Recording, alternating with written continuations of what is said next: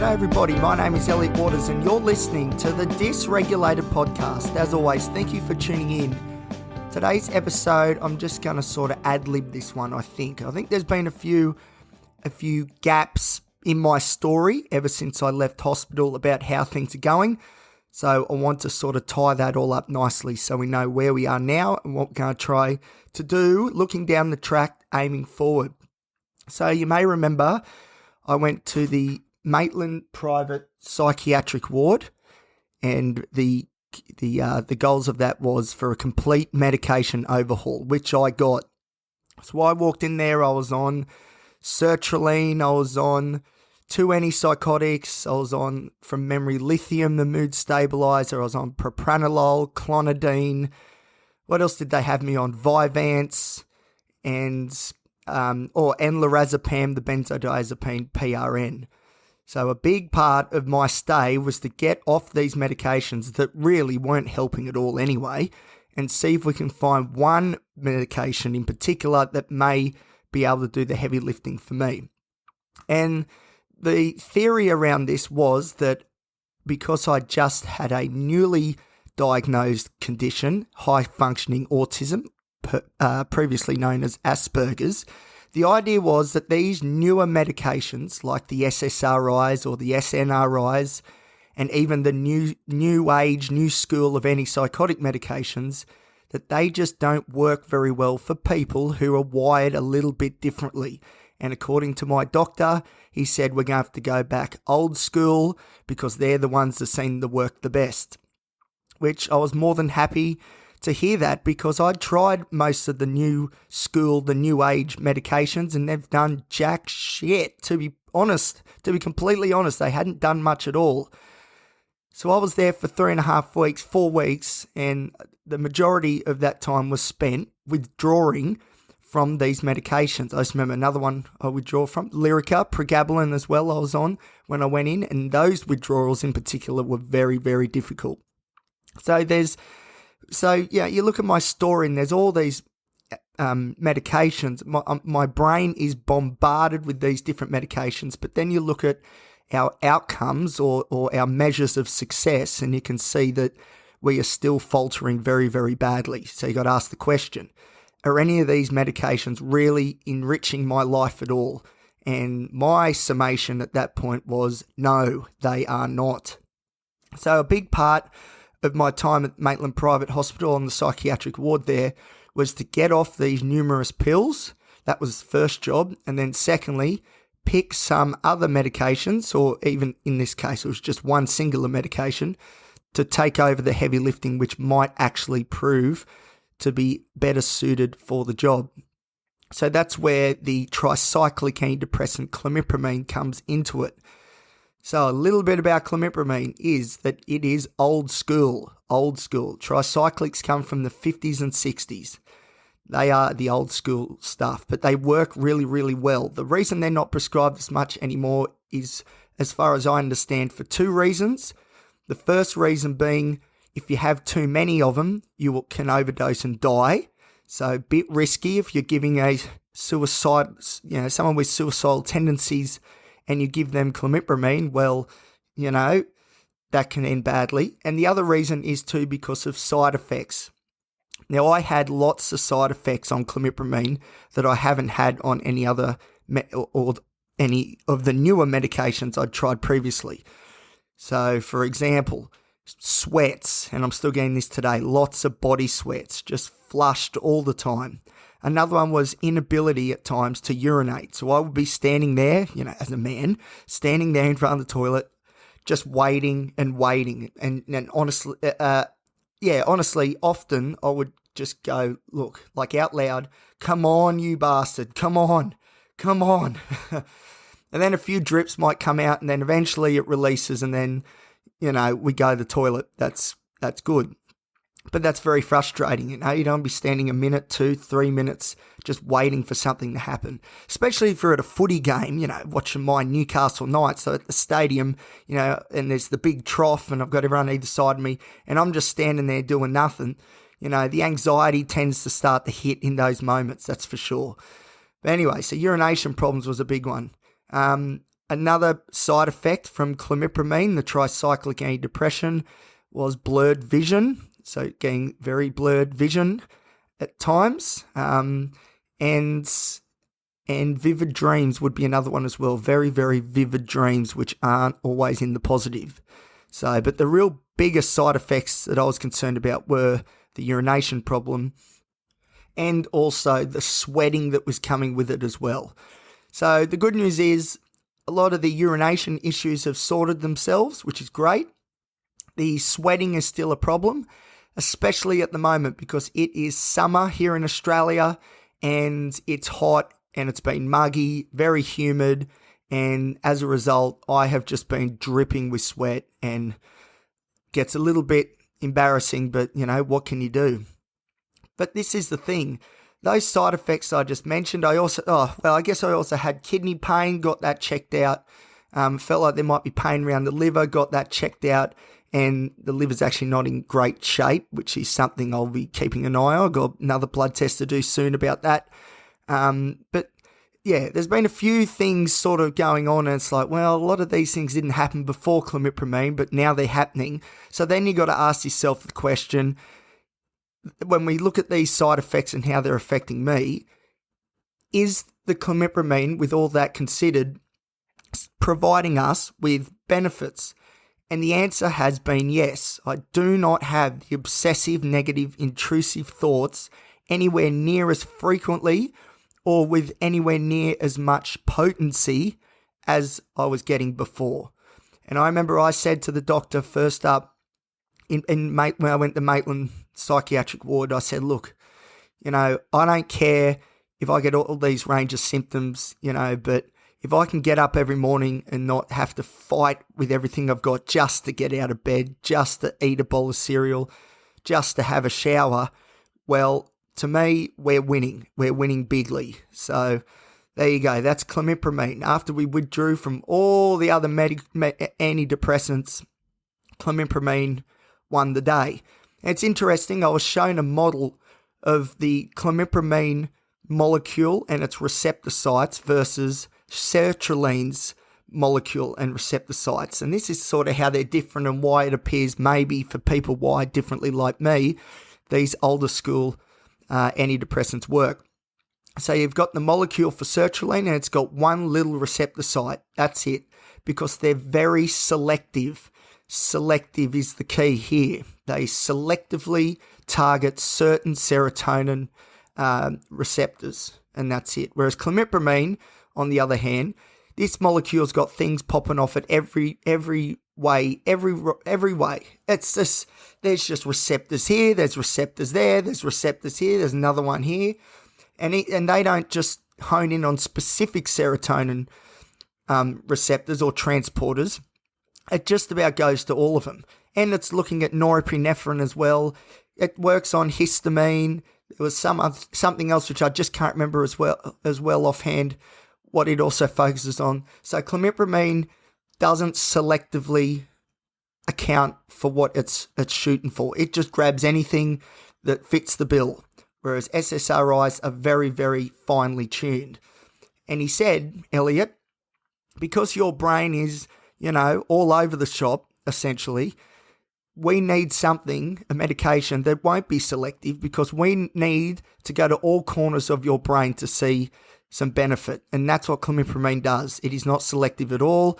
It's got all these different receptor sites. This thing goes everywhere. And that's why the side effects are a lot worse too, because it does go to areas that maybe it doesn't need to go to. But at the same time, for someone like me with such a broad array of psychiatric concerns, these are the sorts of medications that seem to work best. The ones that just go everywhere. They're hitting every spot. Maybe they're hitting a spot that doesn't need to be hit, but for every one that maybe it gets wrong, it's hitting another 3 that we really did need to get hit. So there you go, clomipramine. So that took many weeks to titrate down from all the various medications I was on to just clomipramine. And things were going good. Things could still be a bit better, I thought, but things were going pretty good. So after 4 weeks, we discharged from the psychiatric ward. Now, the problem here is that we discharged back to the real world where now I don't have a psychiatrist, but I do have a really, really good GP. So after a few weeks, I noticed that, 80% of these obsessive thoughts were being stopped by the clomipramine, which is good, but there's still 20 to 30% over time getting through, and they seem to hurt a lot. And not only that, a lot of my anxious symptoms, the social anxiety component and just this general fear I have around living and not wanting to take risks because that means something's surely going to go wrong, those parts of my psyche still were around and had not abated at all. So having no psychiatrist to really ask this question to, once again, Elliot did his reading. And I thought, I think we're missing a piece of the puzzle, the medication puzzle.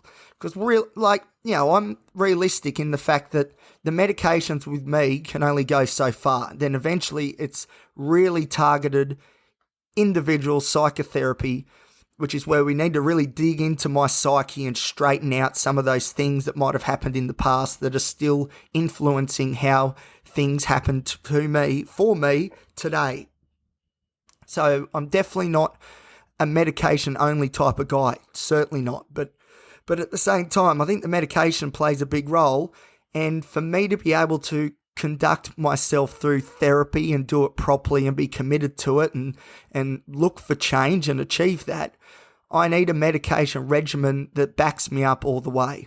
So although the medications may not do the straightening out of my psychological inconsistencies, you could say, but the medications give me the confidence to do it and then pursue it. That's what I'm hoping. That is what I'm hoping.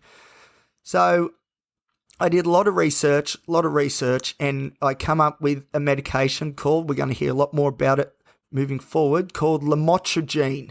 Lamotrigine originally developed for people with epilepsy, but has shown great efficacy for those with bipolar disorder. He's a little bit different than the other mood stabilizers you might have heard of, like lithium, for example, of which I've had quite a bit of experience with. So what lithium does is tend to bring the highs lower to a manageable space.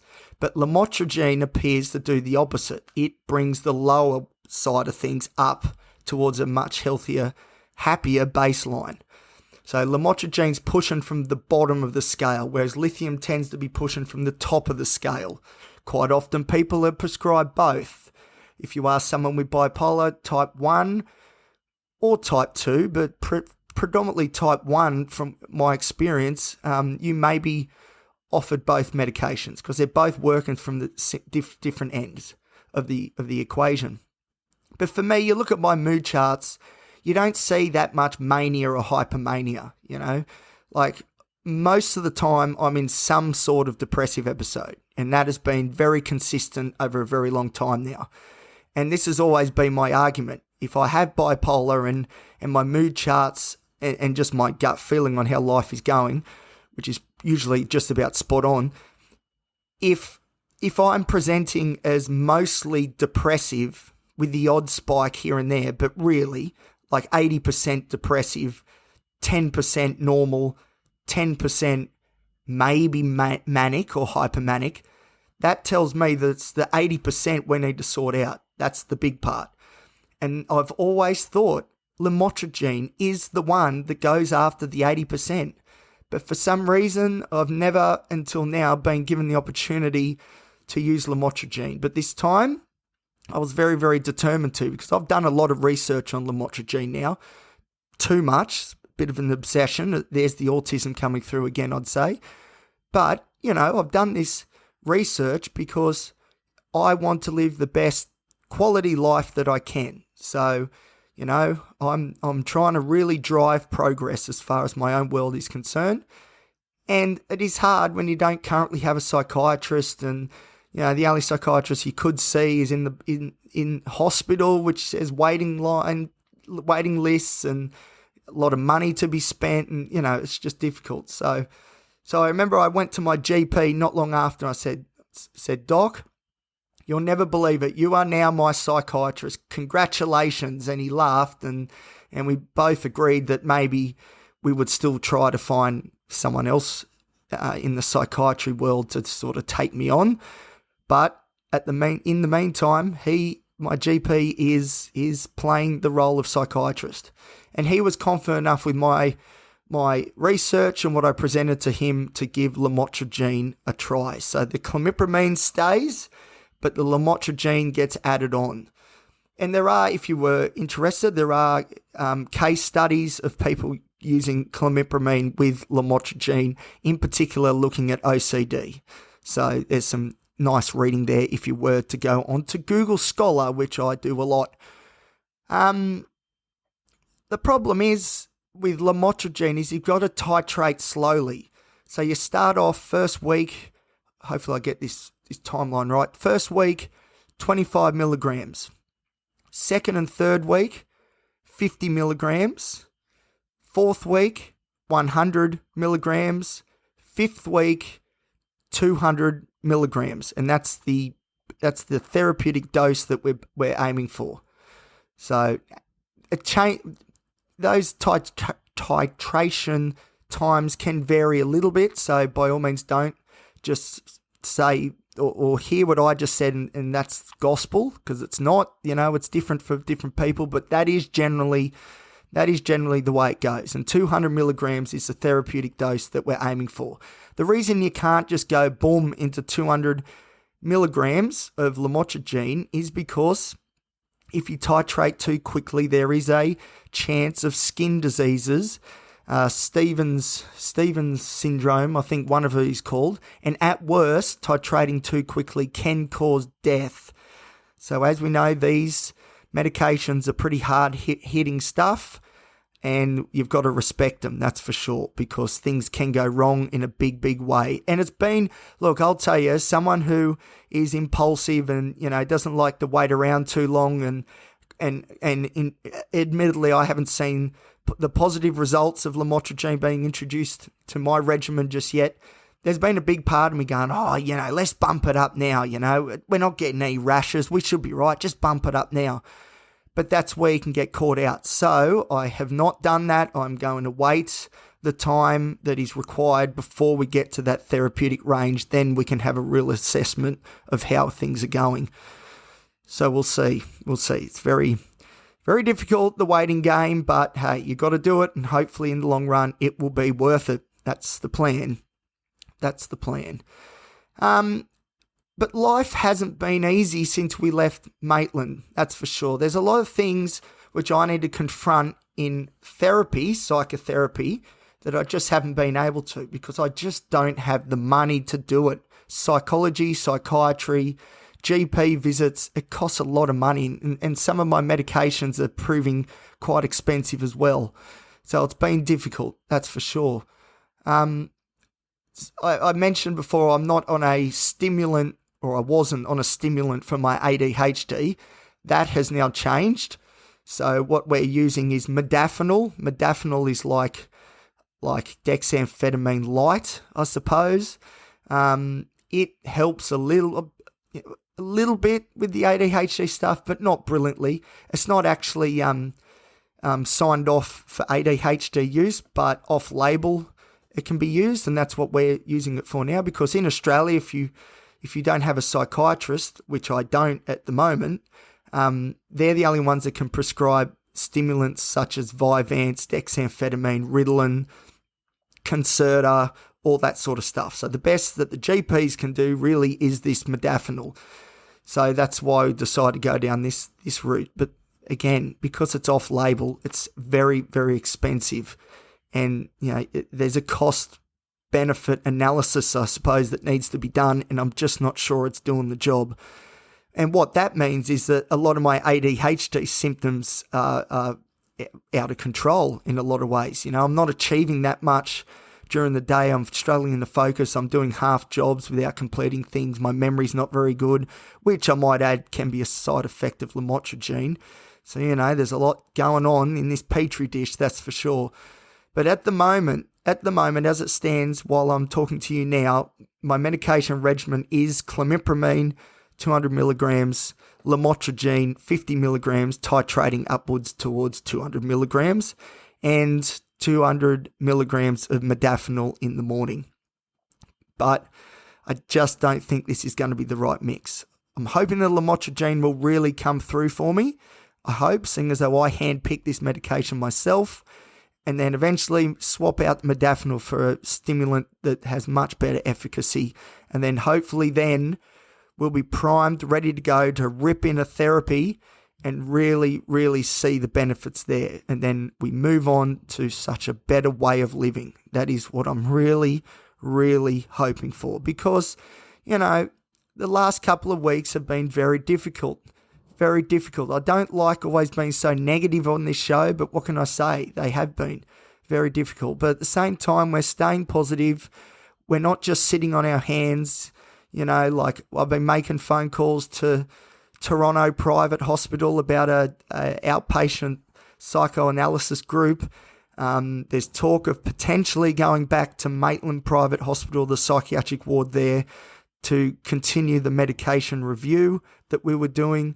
There's also been a referral sent off to an intermediate stay course at Newcastle's James Fletcher Hospital. So that would be 6 weeks inpatient, 6 weeks. And it's very, very intensive, psychiatrists working around the clock. That sort of thing seems to appeal to me because I am a very complex case, and that's all the people they want, complex cases only. Well, I've never met anyone with as many labels or diagnoses as me, or have tried as many different medications as me. So that might be something to look forward to as well. Don't know. So there's a few things on the horizon. Don't worry. We're not just, feeling like we've been defeated or anything. We're definitely not. We are pushing. We just need life to give us something. I just need life to give me a win, something I can really grab hold of and be like, all right, we launch from here, let's go. But I just don't have anything like that at the moment. There's a lot of feelers are out there, but I need someone or something or some company to say, right, you can offer something that we really want, and we're going to make sure that you, get the money for it you deserve, and here you go, because, that would enable me to get back into psychology, which I need, and, be able to afford all these different medications and programs, and yeah, so there's a bit going on. But anyway, that is a bit of an overview about what has happened since my time at Maitland Private Hospital on the psychiatric ward there, what we tried to achieve, what we've had to do since then, and a bit of an idea of what might be coming. There's plenty coming, for sure.